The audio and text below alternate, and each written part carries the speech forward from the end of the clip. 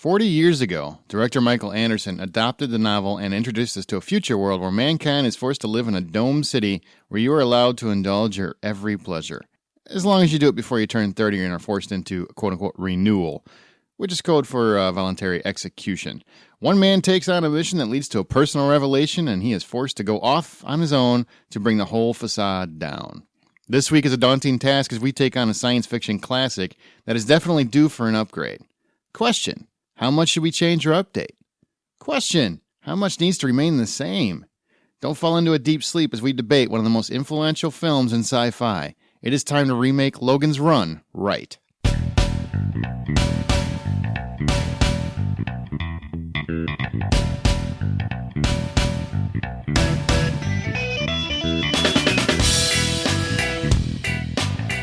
Hello, my fellow cinematic architects, and welcome to Remake This Movie Right. We are a member of the Hollywood Outsider Network.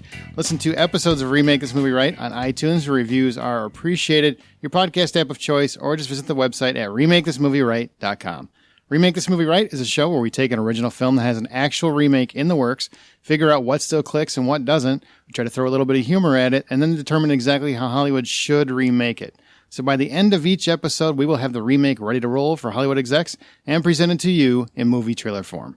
We are here to tell Hollywood how to remake this movie right. I am your host, Aaron Peterson, and joining me today, you might remember him from our Twister, I Know What You Did Last Summer, and our Stephen King's It episodes, Troy Heinritz. Question: will we have fun tonight? You've been waiting all day to drop that question. I totally have. Hey, everybody, how are you? Great. They all said, hey, Troy. A first-timer on Remake, he is the host of one of the most popular TV companion podcasts out there, from the Walking Dead cast, Mr. Jason Cabassi. Hey! Hey, welcome aboard. This is your first time. I know. Are you nervous? I thought it was so weird to hear somebody say question instead of, hey, Siri. This movie was ahead of its time. Yes. Really ahead of its time. You could say that he's Jason 1.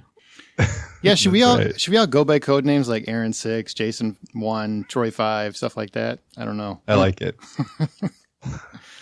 We'll just go with that. Well, if you haven't figured it out, for this episode, we are remaking the 1976 classic Logan's Run, which, did anybody realize it was 40 years old this year? Oh my God. That's nuts. This was one of your suggestions, Jason. So why don't you tell me, I'll talk about what the movie's about here in a second, but why is this one of the ones that really spoke to you? Okay, well, one of the reasons why is because I actually haven't seen this since the first time I saw it, which was probably right around when it came out. This will give you an idea about how old I am. And I think I was around 5 or 6 years old in the mid-70s. And I saw a lot of stuff back then, most of which I have no recollection of, I'm sure. But for some reason, this one sticks in my mind. And the only few thing, I didn't remember much about it. I remembered Logan and his outfit with his stripe across his chest. And I remember that Farrah Fawcett was in it. And I remembered that if you were over 30, that you were going to die. And it stuck in my head. And I've been, I heard Bryan Singer was looking at remaking it years ago. And I just kept thinking, man, I got to watch that again and see why it has stuck with me for so long. So I was thankful for a chance to have an excuse to watch it again. Did the memories come back once you watched it? So let me think here. Yeah, a couple, but a lot of it was just like it was brand new. Yeah. In fact, I did not expect it to be, it's weird because on one hand, I think it was really the effects and everything were pretty hokey. But on the other hand, I think especially for the time, they were pretty ornate. And I can imagine this being looked at as a big, lush, lavish movie at the time. Mm-hmm. So I wasn't expecting it to be so concentrated on style and, have all these different environments and things like that. I totally forgot about that. Yeah, and we're going to talk a lot about this movie because there's a lot of cool stuff in this movie that I probably I remember seeing it when I was a real little kid, but I don't remember it at all. So this was really, to me, really the first time watching it that I had a full semblance of understanding. And we'll talk about it more in here in a second. Let me tell you what the movie is about. It's based on the novel by William F. Nolan and George Clayton Johnson. The year is 2274, and society now lives under a dome, Troy. Under a dome. I saw that when I was watching it, and I was like, oh, son of a... Yeah, just for people that don't know, Troy can't get away. He did an Under the Dome podcast, and that show sucked. There's the podcast was awesome, though, so feel free to listen. Yeah, it's better than the show, I've heard. Much better. Like 10 times better. There's little or no work for humans to do. This is very much like a pleasure palace. And people are encouraged to indulge in their fantasies. So far, so good. There's just one catch. When you reach 30 years old, your life will be renewed, quote unquote, which really means terminated. That's it. Dead. Yeah. And in a religious... And you'd think people might have a little bit of a suspicion of that. No. They might suspect it. People will believe what you tell them. I've seen. Yeah. I think we've seen that a lot this year. They just kind of believe stuff. Good point. They're basically extinguished in this religious ceremony known as Carousel, which is apparently Cirque du Soleil, and we'll talk about that more in a minute. But some people, known as runners, try to escape this fate, and it's the job of Sandmen to track them down and kill them. Logan is a Sandman and believes that his job is for the good of all of them. So shortly after he meets Jessica 6, he is ordered to become a runner himself and infiltrate a community outside the dome known as Sanctuary so he can destroy it. Logan and Jessica end up being pursued by Francis, Logan's best friend, and also they discover the truth about the entire civilization by the end of the movie. So we heard from Jason a little bit. Troy, what is your initial thoughts on the movie or memories of the movie, if you have any? Yeah, growing up in the 80s, I've heard cultural references to the movie, but never actually saw the movie until just 2 days before recording this podcast for the very first time. And I have to say, granted, 1970s, fully went into it, completely understanding the effects were probably going to be a little bit dated and a little bit out there. Some of the effects were actually really, really great. There's the one scene where one of the runners gets shot, and they did the dissolve disintegration effect that we've come to know in the 1970s era, which I thought was done fairly well. Believable from a science fiction standpoint, especially if it was 1977, back in 1976 when the movie came out. And when you take a look at some of the themes and the concepts that the movie actually put forth, I've actually not stopped thinking about it for like the last 2 days. So from that perspective, I think the movie resonates with a lot of people in this concept of, do we bow down and worship computers, and how does that impact us in today's society with things like, the Amazon Echo and Siri and Google Now and all of that stuff, and the way that things are progressing with the planet as far as ozone holes and all of that. Could it be that we could live under a dome? So there's a lot of things in this movie that I think they somewhat future predicted correctly in a lot of ways, which kind of makes me a little bit nervous that, is there a lifespan shortage that could be coming, that not that we have to kill people on purpose for population control, like the cases in the movie, which is really what it is. But, could we be shortening the lifespan of humans on Earth? Who knows? Wow. You really thought that through. I was just like, man, stuff looked cool. That's what I was going with. I'd seen it when I was a little kid. So I remembered that there's a lot of ideas in it, and I didn't understand them. Probably because I was a little kid and I shouldn't have been watching this movie, because there's a lot of no panties going on. And especially if you saw the extended scene that was cut in order to make it a PG release, because there was a lot more frozen nudity. Was there any of Jenny Agutter? Because I don't know if he was part of the ice sculpture in the original release or not. That's a she. Jenny's a she. Yeah. I know you get confused about this, but it's definitely a she. Wow. This may be one of the reasons why this movie stuck so much in my mind, by the way. Subconsciously. Johnny. Wow. Jennifer 6, right? Jessica 6. Jessica 6, but the actress's name is Jenny Agutter. Jenny Agutter, yes. Yes. There was what was it? They were supposed to pose for some kind of ice sculpture scene, and that actually, because it showed so much more nudity, that they actually had to cut that part in order to get a PG release for the movie. Right. Which now would be, what, PG-13? Probably. I think you get one breast shot or F-bomb to still be PG-13. Anything more than that? Because I think once you get in that pleasure club, I think that would make it an R these days. Man, it's amazing that you would think that back in those 40 years ago, we were actually a little a little looser. Yeah, it's interesting that our culture in some ways gets more permissive or whatever over the years, but in other ways more conservative. Mm-hmm. That's interesting. Okay, we're going to get into some trivia and then talk about the original movie a little bit more. But if you have your own pitch or thoughts on this week's episode, please email it to remakethismovieright@gmail.com. That's remakethismovieright@gmail.com. And you can subscribe on iTunes or your podcast app of choice, as well as go to remakethismovieright.com. All right, now here, take a little listen to Logan's run. Some people say it's because they're born in breeders. Had you heard that? We're all born in breeders. But most of us don't end up running wild in cathedral. No. They say human mothering might be better.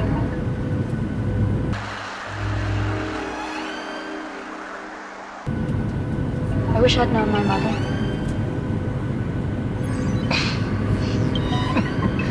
Why do you have these crazy ideas? When did you first begin to question Lasky? I didn't say that I questioned. Well, do you? Okay, so now we're back. Let's go into a little bit of trivia. There's a couple things I just want to go over from that I thought were interesting about the movie and a little bit about the book. The Love Shop sequence originally ran much longer, had to be cut down under pressure from the MGM censors.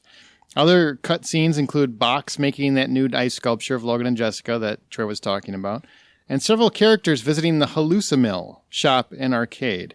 It was cut because of its depiction of drug use, which is funny. It's the 70s, and that all they did was drugs. Yeah, and I think that's really important for this movie. In fact, I get the feeling that this whole concept comes from the rise of like the dominance of youth culture among younger people. Mm-hmm. And that's, it like good sci-fi. It's kind of a comment on that. So they should really show the drug taking, in my opinion. I think this movie requires it, honestly. Mm-hmm. That was the whole point of in the book. It was whether they killed him, right? They actually went to a sleep chamber and were injected with something that actually gave them like an LSD type high. And then that's how they actually ended up killing him instead of just, straight euthanization or gassing. Or actually, I think it was a gas in the book. Yeah, it was a hallucinogen. I'm remembering gas, correctly. Yeah. Yep. And there was one scene in the movie with this pink fog. In the Love Lounge, yeah. Yeah, I got the feeling that was probably a drug, but I don't know if it was explicit. What do you guys think? Sure, made it feel like it was kind of trippy as they were trying to like resist the temptation to go with the people that were pulling on them and trying to get back to each other. But yet they were still kind of foggy, it seemed, and the whole thing was filmed as if it was foggy as well. Kind of that like dreamlike state until they finally got through the back door. I think that was totally a pleasure palace. That was a sex room, so to speak. And they were high as kites. That's what they were all in ecstasy. Oh yeah. They were like, yeah, man, just make love. Oh. So after we're high, let's just go ahead and walk down these really steep staircase for a really long time. That's what high people do. All that additional footage and its background music score were actually lost in what is now known as the Great MGM Purge, when studio owner Kerkorian, something like that, sold off what he could of the studio's extensive archives and simply threw out the rest. Not cool, Kirk. Not cool. The life clocks on everyone's hand changes color with age, and they go from clear as from birth, yellow turns at 8 years old, green turns at 16 years old, red turns at 23, flashes red, then black as they approach last day. And last day is black. And everybody is supposed to wear clothes matching the color of their life clocks, except for Sandman. Oh. That I did not pick up on. I didn't get that. Interesting. I went back and looked, and it's sure enough. See, I thought it was classes because when you went into the computer room, there was the red and yellow and blue and green squares on the wall. Mm-hmm. And I thought it was like maybe like divisional houses or something because it kept saying Capricorns. So I don't know if it was like people born on a certain day were the ones that actually had to be killed. Mm-hmm. Makes more sense now. Yeah, okay. I wonder if they spent any time with the extras trying to, okay, anyone who's this age, go to this department to actually line it up. Oh, they probably, that's a good question. You'd think so, right? If it's that much of an age difference. It'd be fun to go back and look and see if all the Greens look younger or whatever. You'd think so, but Michael Yorkshire didn't look under 30, and he's playing one. So he's not. That's one thing I was going to mention in this trivia section is he was about 34 when the movie was made, so he should have been dead. That's right. You're done. Get out of here. A couple more real quick. According to the characters in the actual book could only live up to 21. That's how the novel was. It was changed to 30 because, according to the audio commentary, it was unrealistic in casting and marketing a major motion picture to have all the characters under the age of 21, because apparently the CW didn't exist in 1976. And the Carousel sequence, I thought this was really interesting. The Carousel sequence is one of the most complex flying wire stunts ever done for a motion picture. Sure didn't look like from what I saw. But a circular rig was constructed above the set, designed to rotate and sync with the revolving floor plate below. Initially, the performers were all supported by a single wench, driving the mechanism from their thin support cables, and unfortunately, this resulted in the cables becoming tangled during rehearsal. So each stuntman had to be untangled, brought down from the rig, and a maintenance lift. The rig then had to be redesigned so that each stuntman was on their own separate wench, and with all the wenches connected to a panic switch that cut the power in the event of an emergency. How messed up is that? Because it sounds like a really, really, really. I mean, it looks super cool in the movie from 1976 perspective, but at the same time, you could have just spun the thing around and just flung people off into the wall and had them disintegrate on the side, and it probably would have been easier. Let me ask you a question, you guys. You watch the movie. You know that in the book they actually put them in the sleep room or whatever. What do they call it? The deep sleep chamber. Sleep chamber, whatever it was. They put them down in this sleep room with a gas. Is this a better idea? I mean, they changed it to this, and I think it would have looked better if they just did that. In an older movie like this, I thought I was actually glad that they didn't just have it be something kind of sedate, or you just go into a room where they tried to make a spectacle out of it. Mm-hmm. Because a lot of times older movies, they'll cut corners, but it didn't totally work the way it was presented. So I was glad that they went for the spectacle, but I think in our remake we can do better. That's what I thought. I hope so. Well, and especially for the 76 era, right? I mean, LSD and flying and things of that. So I'm sure it probably catered a little bit to the audience in a way, to have that in there. And it does kind of pose that question of the renewal concept that they went with in the movie of if you are going up to heaven, you could be reborn, new life, kind of rising of the Phoenix thing where they talk about the babies right away at the opening sequence when he meets Logan 6 in the birthing chamber. So I think for the point they were trying to make and maybe the message they were trying to send, it makes sense. I definitely don't like just going to the sleep shop. That's what it was. It was a sleep shop. Sleep shop. So something in between there, I think, is probably where we should land on for the remake. Well, my issue with the Carousel is that if you're watching it, if I'm one of them, there's no way I buy this rebirth renewal process if I see somebody rise up and explode. Exactly.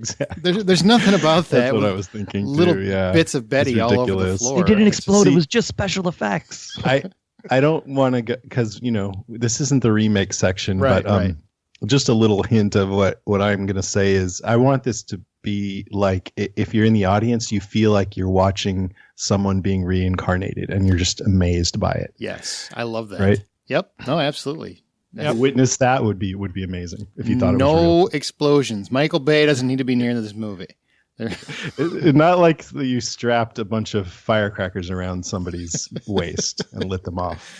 Last thing. The movie spawned a short-lived 14-episode CBS television series, which aired 1977 through 78. A lot of people thought they were ripping off Star Wars, because that's right after Star Wars came out. The show was kind of like Star Wars? No, they just, because it was so close to when Star Wars came out, they thought the TV show was actually ripping off Star Wars as opposed to an extension of Logan's Run. Because Star Wars was a juggernaut. Logan's Run was, it was fairly successful, but it wasn't Star Wars. Or we could just say CBS, like always, puts on sci-fi and then cancels it after one season because that's what CBS does. Right. And I even read that they moved it around the schedule a lot, so that might be one reason why it only went one season. Yeah. Could be. But yeah, that you mentioned Star Wars, and I think it's interesting that this came out the year before Star Wars, and it feels like the last of its kind, one of the last of its kind of movie. Oh yeah. Right. Star Wars changed everything, and this feels more like the hokey Battlestar Galactica TV series in a lot of ways, the original. Yeah, it does. Yeah, those phasers definitely seemed a lot of Trek, and especially when Jessica beams into his quarters, clearly like a teleporter situation. So you're pulling from Star Trek at that point. Yeah, and the fighting at the end was very Star Trek-y. Oh yeah, very Captain Kirk. Yeah. I love that you can order a date like a pizza. I think that's that's so great. Well, it's really Tinder with teleportation. Yeah. Well, and that was a really interesting sequence too, because the first thing he pulls up was a guy, and you're like, "Whoa, are they really going to go there in 1976?" Yeah. That was I was actually kind of like, "Wow, this was actually pretty good for 1976 film to go there." Mm-hmm. And then it ended up being a girl, and I was like, "Oh, well, no, they didn't." Nah, pretty standard, but yeah, it makes you wonder if he actually programmed in some preferences, some parameters in there. Well, it's a pleasure. Everything is about pleasure, so I think they try different things. They see what happens. Yeah. Yep. And then he got the pizza he wanted. So the original, what makes it so notable for you? I mean, what really stands out? Your favorite moments, the ideas, casting, whatever, Jason. You mean after having seen it again? Yeah. Yep. Yeah. Okay. Well, one thing that I really like about it that I wouldn't want to be in the remake, though, is just how 70s it feels with all the haircuts and even the logo and just the affectation and everything and the hippie-ish style and all that. So I really like that. I like the uniqueness of the idea. I've never seen anything quite like that before, where when you're 30, you have to be expelled from the city. One thing I really love about that idea is when I was younger, I know that hearing, okay, the 30-year-olds are going to be expelled or killed, I'm like, oh, that didn't really hit home. It's like, yeah, you should never trust anyone over 30 anyway. You have a different perspective on this movie if you're in your teen years or your 20s, I imagine, because that's the nature of being a kid, is you don't really think about what it's going to be like when you're older. Now, at my age now, I'm like, hey, this is ageist. So I like that it can make you feel differently, probably depending on where you are in your life. I love the contrast of the environment from the beginning of the movie to when they go outside, and how the girl says, I hate the outside, when the little lizard climbs up her, her leg, we'll say. And, up her thing. And, yeah. And also the contrast when they meet the old guy. I love how for the first 75% of this movie, you only see young people, so that when you do see that old guy, it seems pretty striking. So this movie to me felt like a really smart movie, and almost like a long Twilight Zone episode, which sort of makes sense because some of the people who made it had worked on Twilight Zone. It's full of ideas, like I think one of you guys said. And then the last thing I'll say is the design. They put so much into the design of the city and the environments and all of that. So I thought that was pretty cool. That's great. Troy, what about you? I mean, as hokey as the city was, I mean, it's always great seeing like the Mr. Rogers neighborhood model, and the fact that they can actually make that look bigger than it really is. Because you have, like, especially at the end of the movie, when it's like all these explosions are happening and buildings are falling down, and you're like, it's literally the size of my hand. But at the same time, they make it look so real at the same time for a 1976 production with just, pure practical effects. It really is fascinating to see that, especially how they made those miniature tubes that the little transports went through. Yeah. I'd be very curious to find out how they were able to make those small enough and effective enough without computer graphics to be able to make it look really cool, because it did, especially when they had the single one versus like the multi-train one. I thought just the whole model set building was very interesting. And then, I mean, clearly there was some green screen overlay, especially if you're watching it on a DVD or Blu-ray today, with the Washington DC sequences at the end. But just the fact that they were able to do so much vegetation, like on the Washington Monument, the Capitol building, and how they were able to shoot some of that, especially with the Abraham Lincoln at the Lincoln Memorial. I mean, I thought those were just fascinating scenes for the time era. that I think you just sit there and go, wow, what could be done with practical effects back then that we take advantage of now with computers is just a marvel at how people made these movies back then. And I think that's why they hold a place of, posterity for people should watch these originals, because if they just watch the remake, you're not going to appreciate the art of film itself. I think that's really something that gets lost with some of these movies being remade today. Overall, from the movie perspective, the computer I always thought was interesting, and that'll be part of my remake spin. Just the way that the computer approached Logan initially to say, hey, you got this Ankh, we need you to go find this thing, execute this procedure, advanced his life clock 4 years, supposedly, because we don't know if he actually would have died or not died, et cetera, at that point in the movie. Mm-hmm. So the computer I thought was just very interesting, and then especially that we meet a robot later. So we'll get into that more in the remake, but very, very interesting how people thought of the future, especially in this case when it was, 2276 or something like that? 2274. 24, yeah. So, yeah, very interesting how people thought of the future and how much of the stuff actually does happen today. Yeah, I got to echo much of that. For me, it was like the Willy Wonka of sci-fi films. It just pure imagination throughout. The ideas that I saw were actually, even though it's old, I mean, if you watch it now, if you've never seen it before, it's old. It's going to look old. You're going to go watch that movie and go, why am I watching this movie? But there are so many ideas that they are using there that I didn't realize became like a precursor to so many movies and TV shows today. Total Recall, I mean, Total Recall is almost a remake. And then you've got Hunger Games and a lot of other stuff that borrow elements from this concept. I just never realized what a precursor to everything that we've seen today, especially anything post-apocalyptic, dystopian societies, that sort of thing. A lot of that just stems from this movie and this story, and I had no idea. No idea. So I loved that. And I really enjoyed, Jason, you were talking about the differences from inside the dome to when you get outside. Mm-hmm. There's a music cue. I don't know if you guys noticed it, but it goes from when they're inside the dome, it's very electronic and so 70s. And then as soon as they get outside, the music switches to an orchestra. So it's like the music was tailored to the environment they were in. And I thought that was really interesting. That is really good because it's about the natural versus artifice. Yeah, right. That's a good way to put it. It was one of those things where I didn't notice it right away until, they're talking to the guy, and then I'm picking up, I'm like, wow, the music is completely different, because the music at the beginning is very noticeable because it's very much a product of its time, where once they get outside, it's almost standard timeless. Music. Yeah, timeless. Sound of music almost. I don't know if it's quite Sound of Music, but I mean, it's good. It's good. The hills are alive. Oh my God! So what? River Rock is barren. So what doesn't work? What do you feel no longer works, Troy? The clothing obviously would have to change drastically. I disagree with you on that one. I'm fine with it. They can wear those outfits if they want.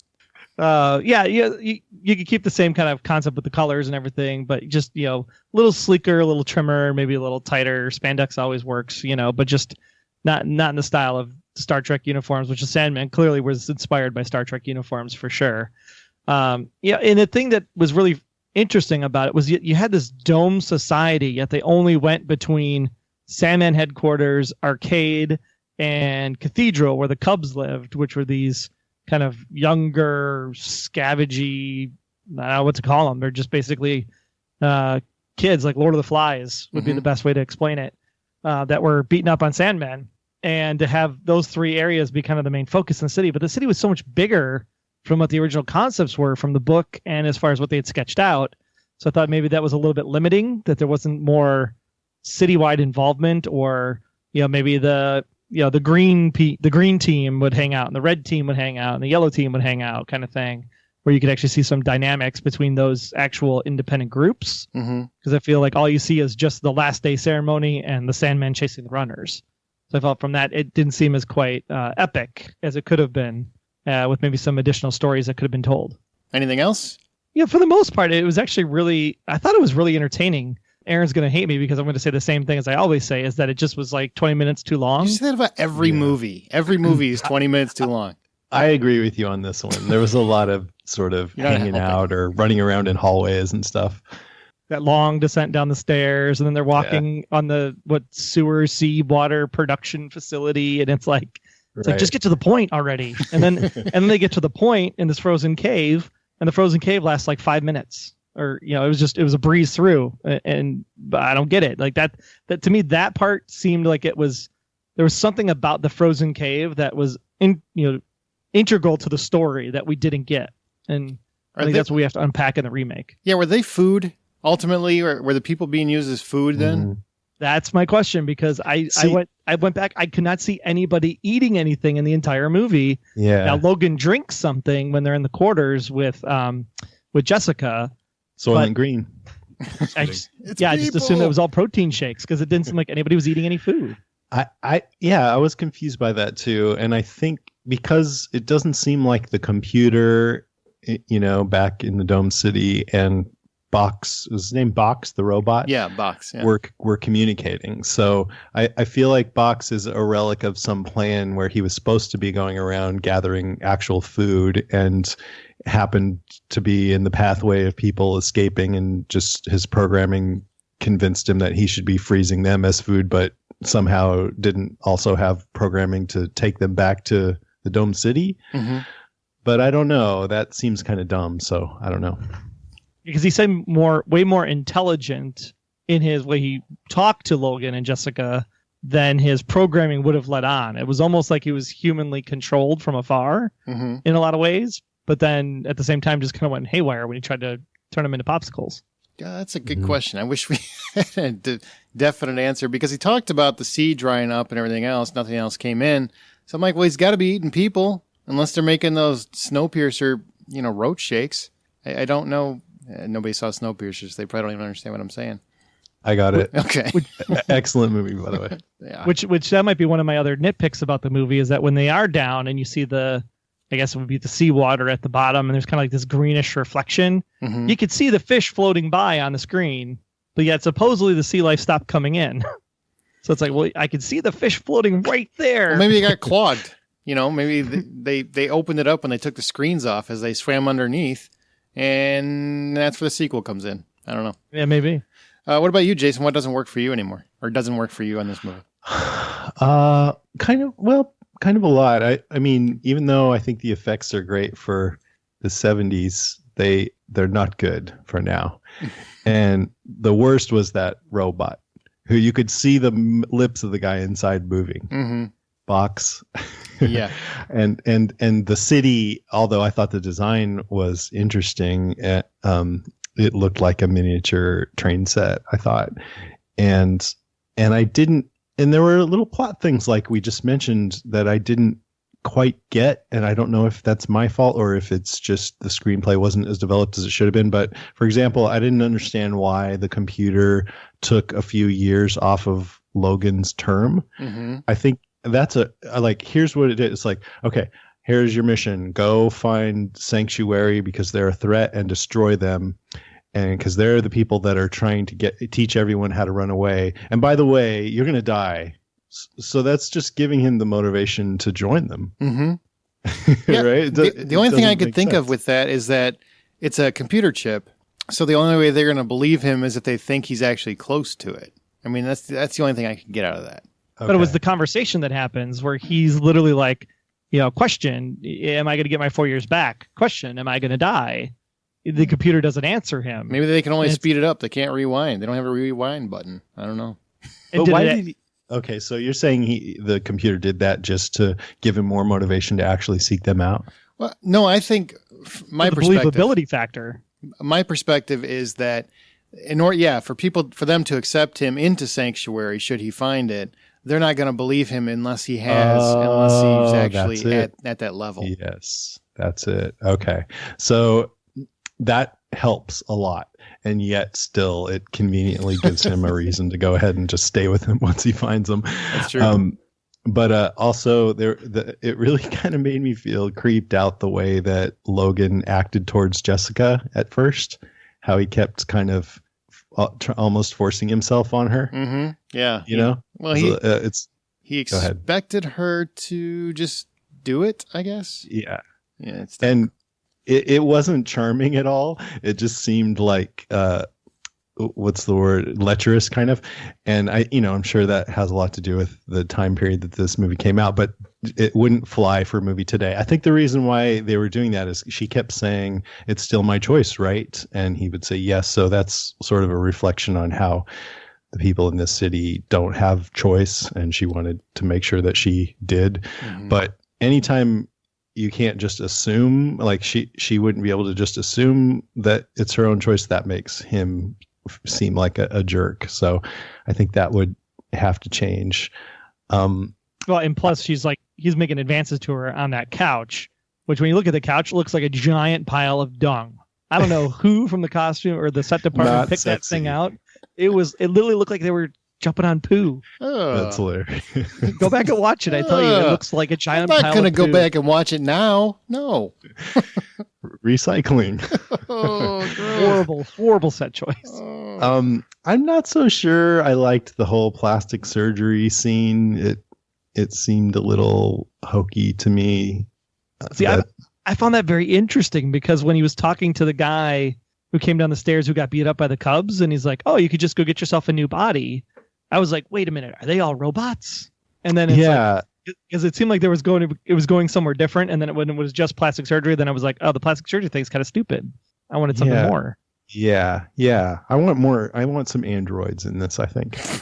The last thing that really stood out to me is Box the Robot was pretty easy to beat, especially for a guy who apparently successfully caught a bunch of other people. Mm-hmm. He kind of announced his plan and waved his arms around for about 5 seconds so that Logan could come up and, disable or just point those guns somewhere else. So that whole scene seemed pretty hokey to me. I mean, it could be done really well, but the way it was done in the movie, I thought was just kind of funny when it wasn't supposed to be funny. Yeah, I mean, they took it down in about 3 seconds. I mean, they knew no ninja skills. They weren't Michael Biehn. I don't know how they took the Terminator down in this movie, but it went down like that. Just here's the plausibility of that. Okay, because I agree that it was definitely something that was more difficult. But the Sandman themselves actually knew a small form of martial arts. And this is the first time Box has actually, encountered a Sandman who ran. And it's not to say that the original 1056 that disappeared came ever in 2-person teams. They all could have came individually. And it was really the fact that they had 2 people fighting Box at the same time makes it plausible. I know it's a reach, but I mean that definitely makes sense in theory. But if you watch it, he's waving his arms around and saying, "I'm about to freeze you." Yep. Don't run. Just shoot the gun already, dude. But that's a good point. Apparently, he needed to be oiled up because before he could catch him pretty quick. And yeah. Anything else, Jason? That doesn't work? No, I think that's about it. I personally don't think they did a very good job explaining the dome. I mean, I know you get the basic understand. I would have liked a little bit more detail, and I hope in our remake we can do something to. You mean the one PowerPoint slide at the start of the movie didn't do it for you? No, I need a little bit more than that because it wasn't making any sense to me. Because once they got outside, clean air, clean everything. I'm like, well, what was the problem then? There seems to be no problem outside. Why are you all in the dome still? Because they didn't know any better. Right, I get that, but the computer obviously wanted him to stay in there for a reason. I gotta think it was for survival, and I just don't understand. And the end, the end was idiotic. I'm like, it made no sense. So your plan is, I'm gonna dive in, I'm gonna sneak into the city, and I'm not gonna have an actual plan to stop anything or announce anything. I'm just gonna run to this carousel meeting, and I'm going to scream and scream and scream. And you know what? I'm probably going to walk out of here okay. That's your plan. It's all a lie! That should work. Yes. The word of the day is outside. When everybody says outside, scream real loud. Such a dumb plan. And then the whole city blows up, and everybody is basically homeless now. I don't know if that was a great plan either, because I think there's 400,000 people in the city or something? Well, the city's blowing up, and they're still standing on top of it as it's blowing up, touching the dude's beard. Yeah, well, I mean, he was an attractive fella, an old guy, he was. Attractive old guy. Those are the things. That reminded me of a vacation I took to China about 4 or 5 years ago, and I went to this out of the way little town where they had pandas, so I could hang out with pandas. But there were some people there who probably don't see foreigners very much, and they were all gathering around me like that and taking my picture and everything. Are you serious? I couldn't tell if they thought I was like more like a freak or a celebrity. That's pretty awesome. That's pretty awesome. It was pretty interesting. Yeah. Aliens have come. See, Troy, people would do that. They would worship the old guy. It's just because you forgot to remove your makeup from Walker Stalker Con is what it was. Okay, so this brings us to the ultimate line. Should this even be remade, or should it be placed in don't touch status? What do you think, Jason? Should this be remade? Yeah, I think so. I think it's right for a remake because it's so dated as it is, but the theme is around futurism and also youth culture. That's what I think. And so those things are conceptions of both of those things have changed a lot since then, and so has our ability to make really cool looking movies. So I think, we could inject our current sense of youth culture and futurism into it with great special effects and make a really good remake. Excellent. What about you, Troy? It's got 4 books. From a Hollywood executive seat standpoint, that means I can make it into 5 movies. I'm all about remaking this sucker, man. Make some cash. Yeah. We need one book's going to be 3 parts. We're just going to extend that. We'll keep that going. Yeah, I agree. I think there's really a lot of cool ideas that we could play with, and I think you could go a lot of different ways. So we all agree. So let's get into a remake. But before that, let's hear a clip. No. What's wrong? Oh, do you prefer women? No. Well? Nothing. I felt sad. I put myself on the circuit. It was a mistake. Sad? What do you feel sad about? A friend of mine went on Carousel. Now he's gone. Yes, well, I'm sure he was renewed. He was killed, like the others. Killed? Why do you use that word? Isn't that what you do? Kill?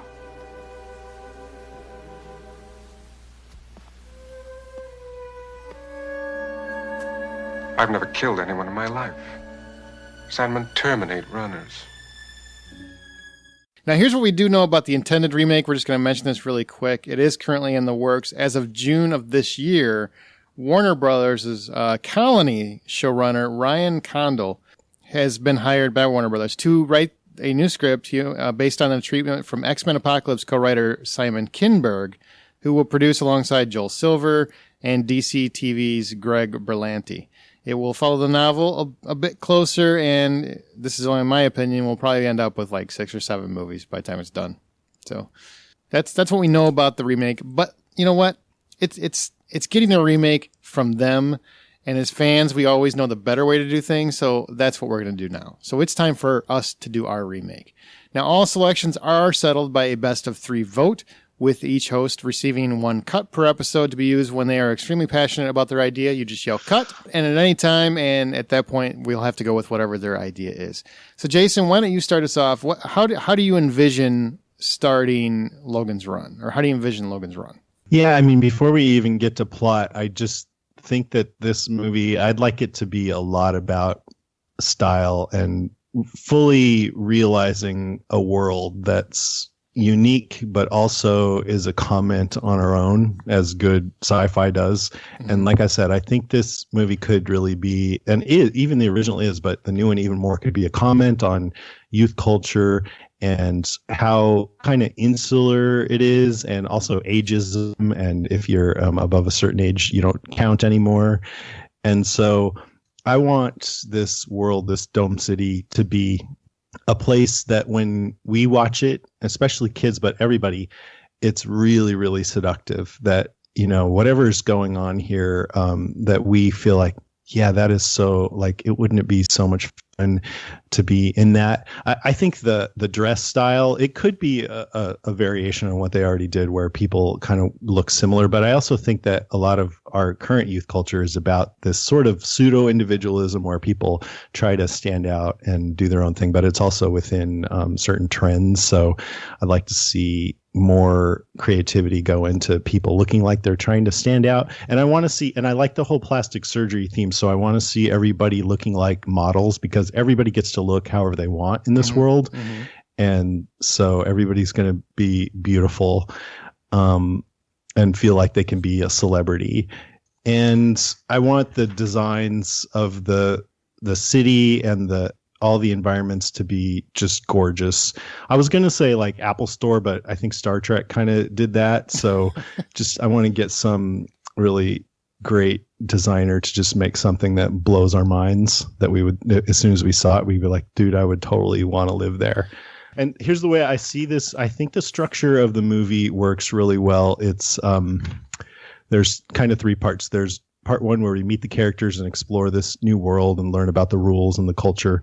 Part two is the escape from the world. And then part three is the return.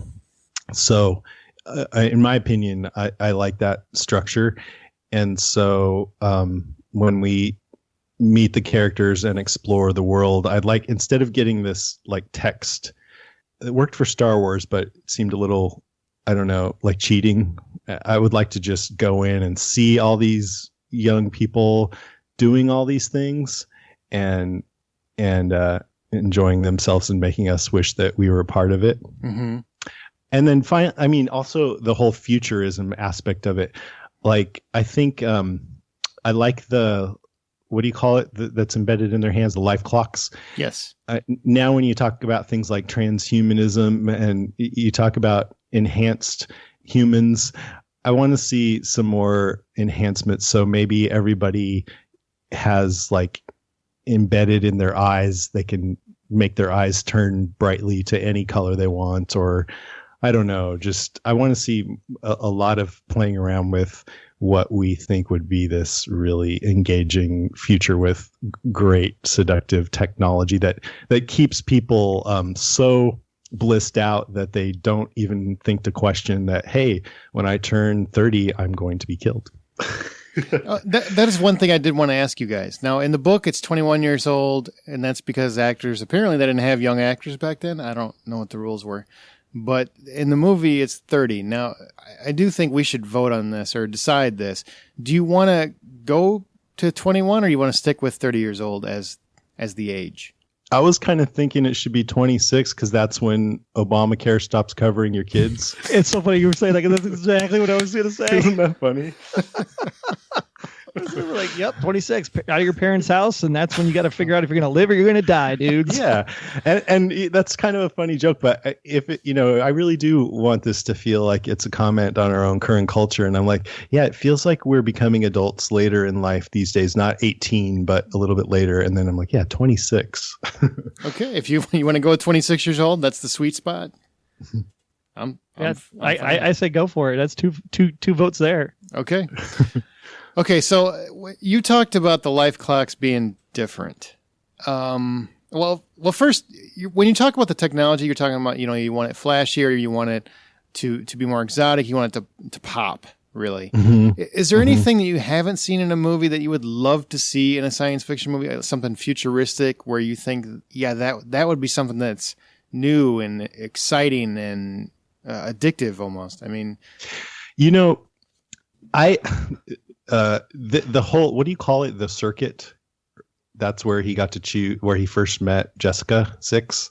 I don't remember what it was called. I just know I want one. It's called the circuit. Yeah, I want one. So, I mean, the interface on that is a little weird. Like, what is the person on the other side? They don't have any choice. So I think there should be an update on that where there's two people on either side, and it's very Tinderish. Mm-hmm. It's very Tinderish. And if you both say yes, then I guess one of you teleports to the other one. And I do think that they should show you putting in your preferences a little bit so you can kind of pick this dream person. And I think that should still be in the movie. And I also think that he should use it. Well, I don't know if there's enough time for this in the movie, but if he could just use it once and find another girl and have this sort of quick, pleasurable, but shallow encounter just so he can be introduced to it before he finds the other protagonist in the movie. Mm-hmm. I like that. Plus, then he gets to pick two girls, and I think, go Logan. Go Logan. Okay, so back to the life. Okay, that's great. Do you have any ideas, Troy? You're Mr. Full Heinritz when you come up with some crazy ideas. Is there anything in the futuristic that you would love to see in this movie that we've never seen done before? I mean, I have zero creative imagination when it comes to things like that, because every time I see something, I'm like, holy crap, I can't believe we got that far, in such a short period of time. I mean, just iPhones alone, right? We've come in 10 years, let alone 40 from when this movie came out. I don't think there's anything in particular that stands out. Like, oh man, it'd be really cool if we could see this. Because we had some of it in, I'm trying to think, what was the CBS show? Extant? Where they had like they had the clear hologram telephones, and your shade became a wall of information and things of that nature. I mean, some of that is just really the same technology, just in a different concept from, like you said, from a design perspective. So, I don't think there's anything futuristically in particular that I would want in the movie that probably hasn't already been done. I could be wowed by something, absolutely. I just would focus more on the story side, quite frankly. I want a portal. I want an actual portal where people can walk through it. Like, they can shoot it anywhere and it'll take them to wherever they designed to go. They put it in their little map quest program, or, Google Maps. They put in the address, the portal opens, they walk through the portal, they come in, they show up wherever they're going. That's just something I always thought was really cool. It's very interesting that you brought up that game, Aaron. Why do you say that, Troy?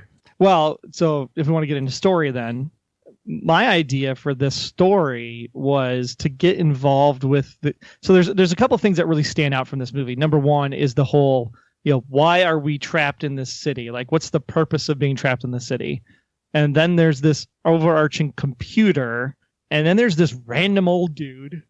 And trying to put all of that together that makes sense, I think, is where I was trying to come up with this idea. And I really felt like a lot of this was maybe a little bit of the Matrix, maybe a little bit of WALL-E. There's just something about, trying to keep humanity going, but under a false pretense. And the one thing that I was trying to come up with was maybe at the end of the day, there is no sanctuary, right? Mm-hmm. So maybe they're either, and maybe this is a little ascension from sci-fi, but maybe they're on either some kind of like in the middle of the ocean, oil rig or whatever, and it literally is nowhere to go, right? Kind of like what was the Cube, or I think it was the Cube. It was like that as well. Or maybe it's like in space, like the 100 or WALL-E, where they're on this ship and there literally is nowhere to go. And for some reason, the computer is really trying to figure, like, the old guy is the guy that created the computer. For some reason, it was, we needed a way that in case humanity did die out, that humanity's civilization could continue. So the old guy tries to formulate the computer in such a way, but he builds the AI so well that the old guy gets banished for some reason or locked up somewhere, and then the computer takes over. And it's really the computer that you're actually fighting against throughout the course of the movie, potentially actually surfacing Jessica 6 as maybe an android who is the computer itself reincarnate, who eventually leads Logan to find out that there is really nowhere to go. And it's really Logan that then has to take over the computer with the help of Francis instead of killing him. Maybe him and Francis work together in order to overthrow the computer and take back humanity's civilization and rights, and eventually find a planet to land on or something. Okay, first, I don't like space at all. You always go to space. It's like your first thing. I think it needs to be on Earth, just because that's what, to me, makes it cool. If it's in space, I've seen that done 100 times. This was a cool concept because it was right here on Earth. Why would they be under a dome on our own planet?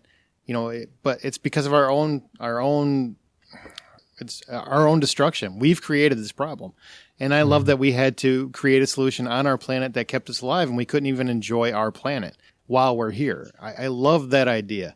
But part of me wants Sanctuary to be real, and part of me wants it to not be real. I guess that's the one thing that we probably need to decide.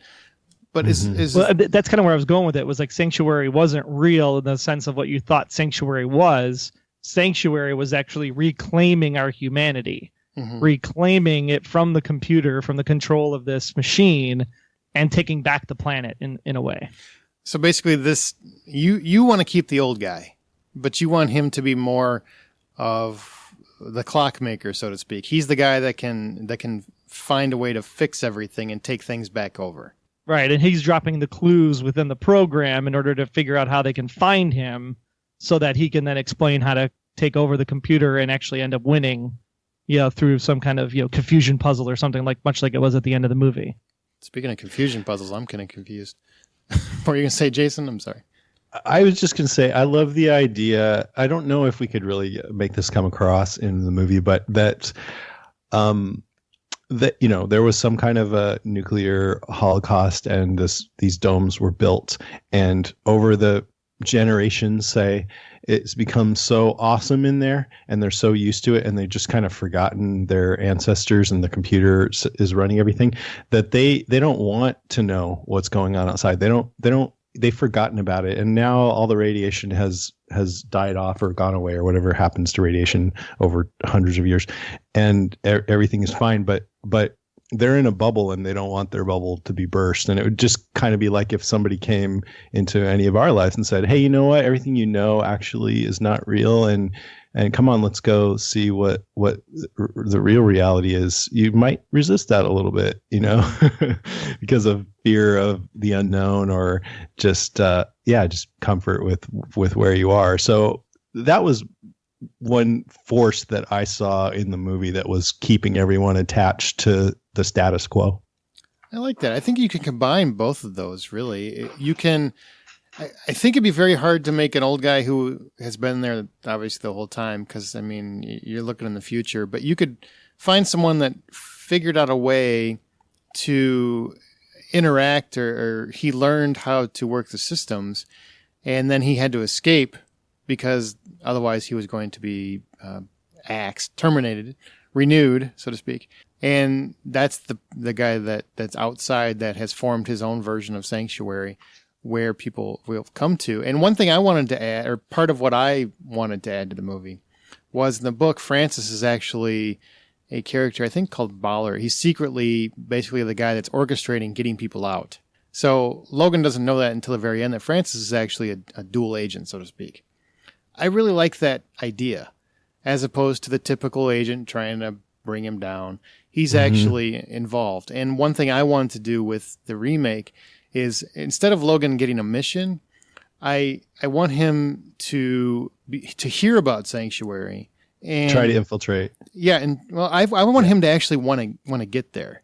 Yeah. I see. On his own accord, because he knows his time is up, and he's actually afraid of being renewed, and he just doesn't want to admit it because you're not allowed to if you're Sandman. And so he actually seeks it on his own. That's kind of what I was thinking, but I don't know. Which is exactly what I thought the premise was when you start watching the movie. And then when you realize that the computer's because the whole time you're like, oh, he's just a sleeper agent. He's totally using Jessica. This isn't cool. I really want him to go on that self-discovery journey because his last day is approaching. Yeah.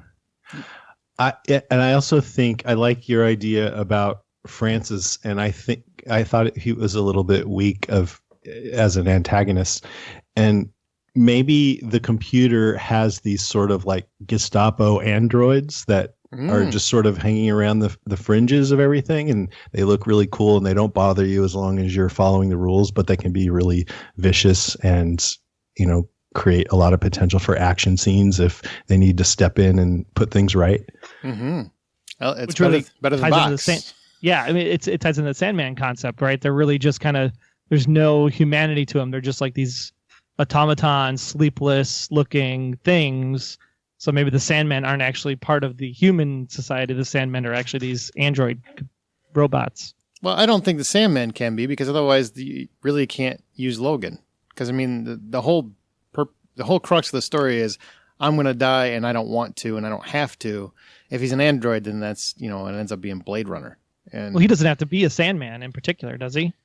Yeah, I was kind of thinking that too, that, I had this whole thing concocted that we don't need to go with, but about how celebrity is kind of a big deal in this environment because it's about youth culture, and maybe he's actually kind of a celebrity, and he starts off being really tied to wanting to exist in this culture because people adore him, but then he starts to get kind of disillusioned, maybe because he's approaching 26, or because he meets Jessica and sees that, she's different and there's other possibilities. So maybe he doesn't actually have to be one of these enforcers, but I don't know, is that too essential to the movie? I don't know. See, I don't think it's. I mean, there's the diehard cultists that'll say you can't change anything about it. But then the majority, I think, of the movie-going public have never even seen the original. It's 40 years old. It's not like Star Wars. It's not a staple of everybody's youth. So I think there's more you can play with and create a different dynamic. And obviously, they changed a lot from the book to begin with. I just think the core theme the thematic material has to stay there. I think you have to have the thematic material about where you have a human person that's approaching death, where it's unwarranted or unnecessary, and he finally realizes that mostly because of his own fears, and then he tries to stop it or escape it, one of the two. So I think you could tweak it if you guys think that. What do you think, Troy? I mean, I'm kind of torn because I like the concept of there's a police force that guns down people that don't want to follow the rules. So there has to be some kind of way to enforce, the computer's overarching arm. But at the same time, if I'm a human, why would I gun down another human? That part of the humanistic culture just doesn't gel with me in a lot of ways. So it's almost like the police have to be controlled by the computer in some way in order to have the computer remain in control. That's why I keep going back to the police, the Sandman police, to have to be some kind of android, and maybe Logan is someone who repairs the androids, and maybe he uncovers something like a program or something inside of the android that starts the curiosity train going. I'm gonna say I'm gonna take a vote that he's got to be human, because otherwise I don't. think he's definitely human. Yes. Yeah. Okay. The android, I think the android thing could work, and the Sandmen are androids. And you could even have Francis be just a malfunctioning android that still helps get people out of there, or they could be there could be humans that are sort of like the lieutenants or something that control the androids. Oh, it's like V. Yeah, kind of like that. It's like V, where you've got they've got subordinates. Yep. That's exactly what I was thinking. It was maybe Francis is one of the androids, and then through Logan being his tenant or whatever, taking care of Francis, maybe somehow Francis malfunctions. Maybe one of the cubs attacks him or something, and it's through like a repair process that Logan uncovers the truth, and then he tries to expound and uncover the truth, and maybe Francis, being malfunctioned, also goes on that journey with him potentially. So it's almost like who are we as humans, but who are we as androids, trying to find what life really stands for. Well, I'm gonna do a vote on both of your ideas so that they both get some play. I like Troy's idea that they're android police force. I like that, but I like the celebrity idea better, because I think it fits as far as Logan goes, because I think it fits his the youth culture that they're talking about. These young people that are obsessed with beauty and enjoyment of their bodies and their lives and nothing else. They're basically completely vapid people. And I think the celebrity thing leads to that and lends to that. And it also, if he's a celebrity and he has a certain amount of adoration, he has a certain amount of power, that he would be, he's going to die soon. He tries to use his power to maybe barter for a longer period or longer stay, and he can't get it. So he starts to panic, and that's when he meets Jessica, and he hears about Sanctuary, and he goes on a run. He runs. And he would maybe Francis would be a guy assigned to him who would be told to target him, but it turns out like it would be a twist near the end, maybe, where he has actually been helping get people out for quite some time. That's kind of his thing. What do you guys think of those twists? I like it. Yeah. Okay. Oof, look at that. I think we finally came to something. We were all over the place there for a little bit. Well, this movie's tough. I mean, there's so many different ideas. And also, the spine of the movie is a little bit weak, I would say. Mm-hmm. Right? So we have to put one in there. We have to. And one thing I do want to add, and maybe we can, well, let's finish. Let's come up with the ending first, and then we'll come back to that. Now, Jason, do you like Troy's idea of outside there is an old guy who basically was cast out because he knew how to do this? Yeah, I like that part. I I think I'd like to see them actually go out into nature, though, because I feel like one of the themes is the contrast of this bubble world that they've created for themselves that isn't actually real, and going out into the natural world and being uncomfortable with it at first and not really knowing how the hell to deal with it. But maybe the old guy knows everything and can help them. Mm-hmm. So, yeah. Okay. And that way maybe that's where the Cubs come in then. Maybe the Cubs are actually outside this time. And that's why they're so, whatever, feral in a way, because Cubs? They act what Cubs are you different. talking about? The Cubs are the people that were in Cathedral, the younger, the ones that totally mess up the dude's face and arm because they try to steal stuff, and they're like the thieves. Oh, in Cathedral. yeah, the Lost Boys. The Lost Boys. Peter Pan's Lost Right. Boys. Yeah. Forgot about those guys. The Lord of the Flies crew. Maybe there's that challenge is on the outside instead of the inside this time. Yeah, I like that. They're sort of Mad Maxy, or yes, yeah. There you go. Then it's a little the 100 in a little bit of the way, because you're like, space station comes to Earth, and then there's all these other people that are still on the ground, and so it may be a little bit of a ripoff there. But I feel like that gives the outside a little bit more trepidation. So either I have to explain that we are actually both human, and they have to come to some kind of agreement or talk to each other, versus just walking around going, "Ooh, hey, vines. Ooh, hey, rocks." Yeah, exactly. Yeah. Jump into a pool of water and have majestic music for 5 minutes. Absolutely. It's required. Okay, so I think we've got the basic crux of the movie, except the ending. How do we want the movie to end? In terms of, do we want them to go back and take the city over? Do you want another situation where he basically blows everything up? Do you want him to just go to the top of the mall and start screaming at people and then he gets captured again? What do you guys want? Jason, what do you think? I don't know. We've gone off the path of where the movie I created went. But what if there's some kind of illusion going on that could be turned off? Like a man behind the curtain kind of thing? Yeah, where a lot of what's going on in the city is holographic. I don't know. Maybe that wouldn't work so much, but I haven't seen that on another dome somewhere before. I didn't watch that show. Totally my idea. Same kind of concept. I thought maybe the old man was like the Wizard of Oz kind of thing. Okay. And what would he be controlling? That's the part I couldn't figure out. That's just kind of like, it'd be kind of funny if it was like, yeah, just push a button and everybody's just kind of like there. I got an idea.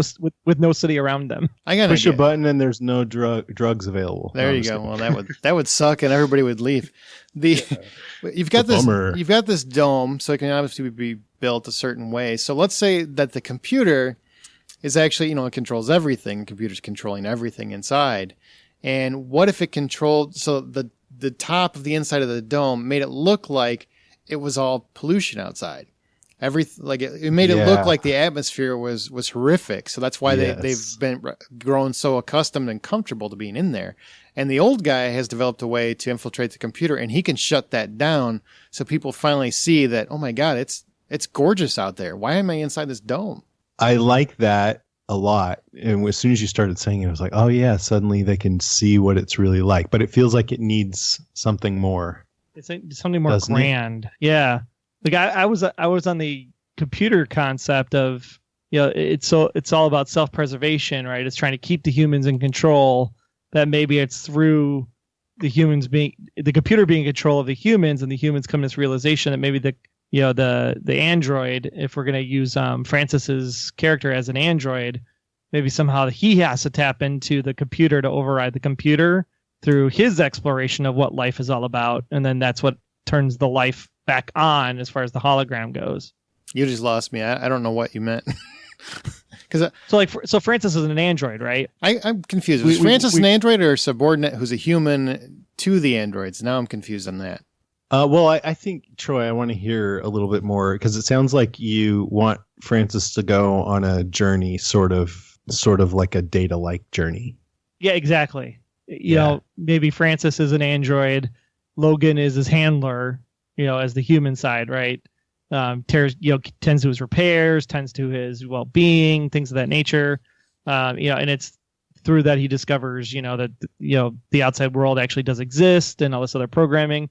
And then somehow along the way, because they're friends, they journey together. And as Logan's trying to uncover, why am I in this existence when there is this life outside, Francis himself is actually uncovering what life actually means. And it's almost like at the end, when Logan's like, there is no sanctuary, there is no sanctuary, there is no sanctuary, and it fries the computer. It's almost like Francis would be in that position, and Francis would actually override the computer by, no, life is actually okay. Life is great. We want to be alive. We want to live too. And the android almost rises up against the android with the help of the human. Jason's heavy. I don't know. It seems like it takes away from the kid part of it, right? The hedonistic culture and the drugs and all that stuff. But at the same time, maybe that's just the mechanism of keeping people inside. And really the drug is really the life, the high on life that you get, right? You enjoy life more than substance. And that's our kind of, PSA pitch for Hollywood. I guess I want to see everybody change. Life is going to need to change for everybody. I hate to use this phrase, but under the dome. So if you're saying that the android would figure out a way to keep it all going the way it is, right? No, the android would actually override the programming. Okay. The android is coming to a self-realization, much like Logan's coming to the self-realization that the entire society needs to change in order for the betterment of both of them to keep continuing or something. I just had this funny vision of the switch gets flipped. Everybody sees that everything is okay outside. And then one of the kids just flips it back again, turns up the music, and they start dancing. That would be kind of cool. That would be. You know what you could do though is the android could pump it out there and it basically shut some things down, or give them the option to come out and experience life. You don't have to live under this dome. Yeah. You see that it's real, and then some of them, because they're so obsessed with this culture, will stay, and some will leave. So it's more of a realistic ending as opposed to, hey, we just blew everything up, so now we got to figure out how to hang out in the woods now. Yeah, I like that. Which totally sets up the second movie then. Well, I'm not trying to set up a sequel. I'm saying it's the outsiders versus the insiders. There you go. I guess if you wanted to go that way, but that's not what I was thinking. But I like that. Yeah, that some people would welcome it and be excited about it, and other people would be scared and would not want to leave, and they would stay. Sweet. I think that we have an ending. Boom. Finally, we got there. I do want to. There's one more thing that we didn't talk about that I think we need to at least come up with. We talked about at the very beginning of the show that the carousel is an interesting idea, but it didn't make any damn sense. The sleep room sounds okay, but it's a little kind of lazy nowadays. It was cool then. It's lazy now because it's been done 100 times.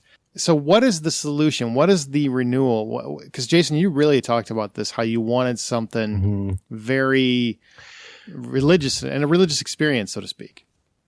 I was thinking of it like a huge spectacle that would look like a piece of entertainment combined with a spiritual experience and led by this beautiful person, maybe kind of like a Kim Kardashian type looking person, and who had, just magic coming out of her hands, or I don't know. And then it looks, to make it look like they're disintegrating in a pool of light, but then have a hint of some pain and suffering in there, maybe a flash of skeleton or something, something like that.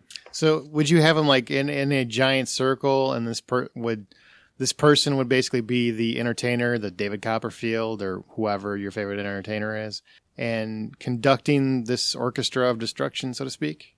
Yeah. Okay. Like that. But would that be Logan? Because you said Logan was this like entertainer. Oh yeah. What if it was Logan? Ooh, that could be interesting. Wow. And then he is. Wow, I like that. He's like part of a class of almost like clerics, but that word conjures up the wrong image. But just a special class. Right. Yeah. I think that could work. I mean, obviously he wouldn't look like Kim Kardashian anymore. No, that's okay. Yeah. It's not to say that Logan has, it doesn't say that Logan has to be it could be Jennifer. Jessica. And then Jessica. or Jessica, yeah. So it could be Jessica, who's actually this celebrity person or whatever, who ends up meeting Logan. Maybe Logan is the Sandman, and he ends up being the android. Troy, we already decided Logan is a celebrity. Come back. I'm just saying. You're trying to change it. You always like to change it at the last second. We've gotten this far. The movie's done. Damn it!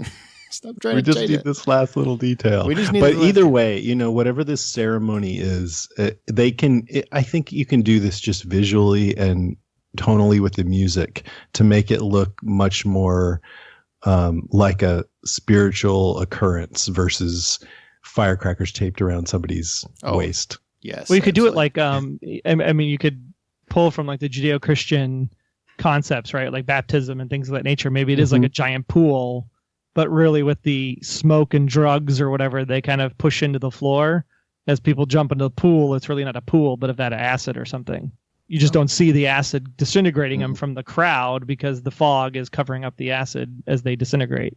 Wow. That just went violent. I just want it to look almost maybe kind of like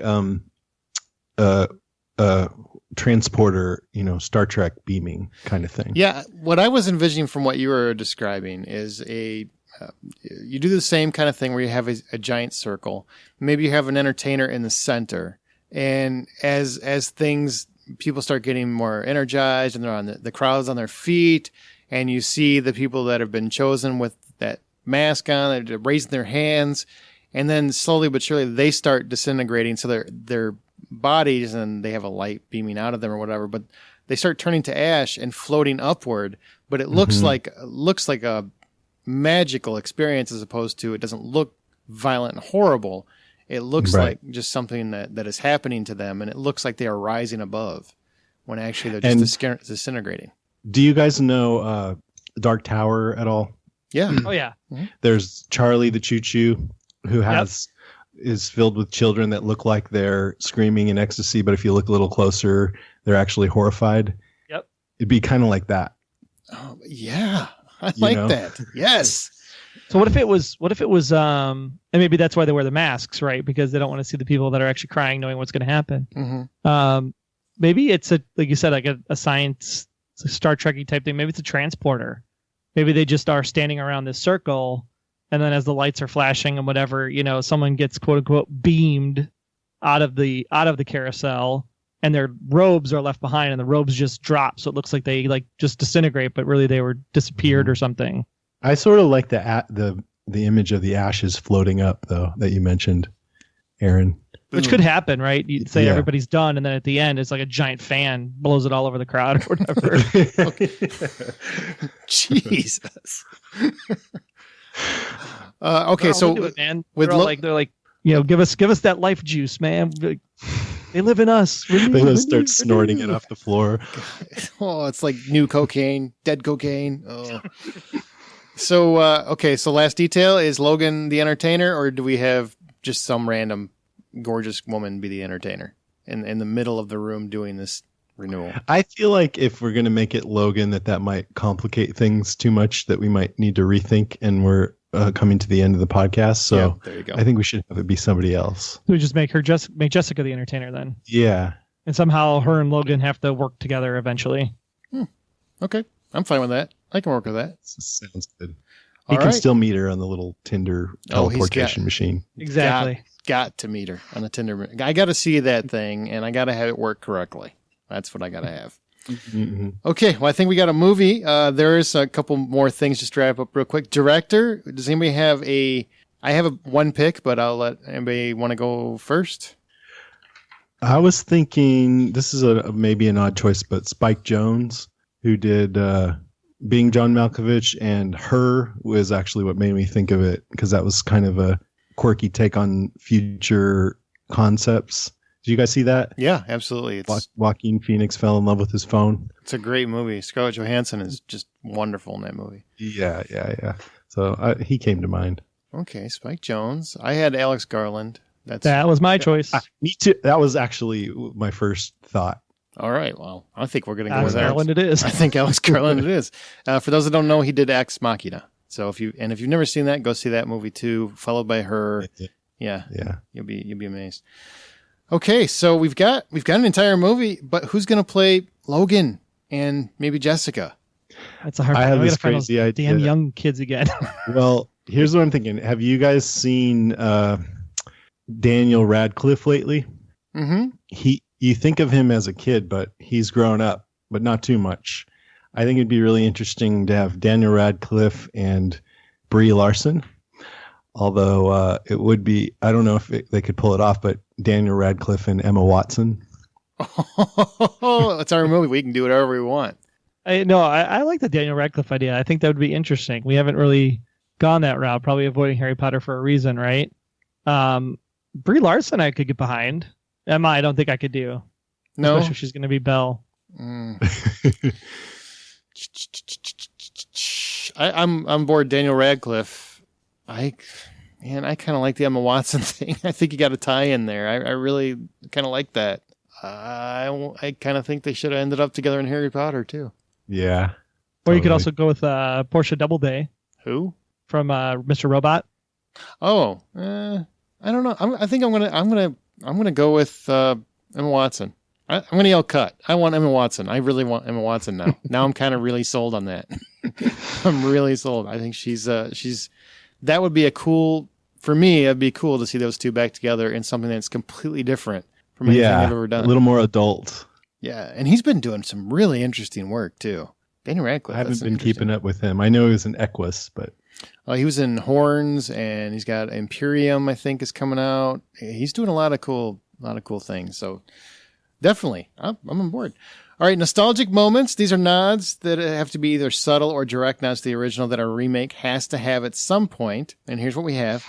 We said life clock crystals in people's hands, but did we go away from that, or are we still doing the crystal in the hands? I think we never really answered that question. Yeah, we just changed the year to 26. Okay. The life clocks are fine with me. Okay. Yeah, I actually like the life clock because it's an easy way to tell. It goes along with this whole futurist thing where we have technology embedded. Also, it's an easy way to tell if somebody's close to their time, but also can be hidden easily. So I like it. Ooh, what if we change boy. the concept of it though? It still blinks when it's their last day, but instead of the colors based on their age brackets, maybe it's like a mood ring.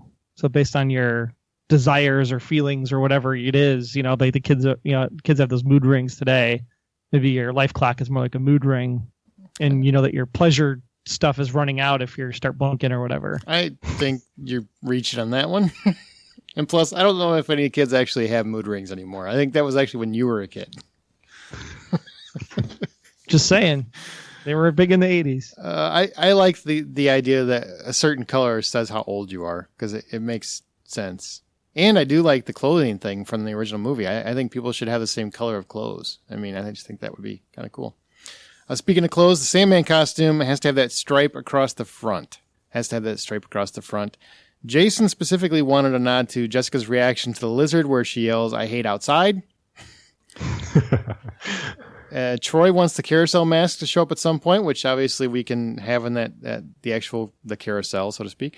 And he's kind of freaky. He really, really likes that mask. And somewhere there needs to be box, whether it's a toy or something along those lines, but just some little figurine or something of the original box. There you go. I like it. All right. Yeah, and if it's the androids, maybe the androids can have the stripe. Yes, exactly. Yep. All right, well, we got one more clip to play, and then we're going to give you our final pitch. How did they get there? Regular storage procedure. The same as the other food. The other food stopped coming, and they started. What other food? Fish, and plankton, and sea greens, and protein from the sea. It's all here, ready, fresh as harvest day. Fish, and plankton, sea greens, and protein from the sea. And then it stopped coming, and they came instead. So I store them here. I'm ready, and you're ready. It's my job to freeze you. Okay, now it is time. We totally forgot about the Ankh. Oh, We need the Ankh in there as a... Well, not if he's discovering the journey himself. He doesn't really need the Ankh anymore. True. Unless he sees it as a clue that leads him to find his way to where he needs to be. I guess you could have that as a breadcrumb. Breadcrumb trail. Mm-hmm. You could have that. Well, now it is time to take all that stuff we just talked about, which we, bounce all over the place, which happens just like you would when you were talking to your friends, and put that into one cohesive narrative. And by doing so, Wayne Henderson from MediaVoiceovers.com is going to present that to you in a movie parody trailer form. Right now, you can hear our modern version of Logan's Run. Take it away, Wayne. Woohoo!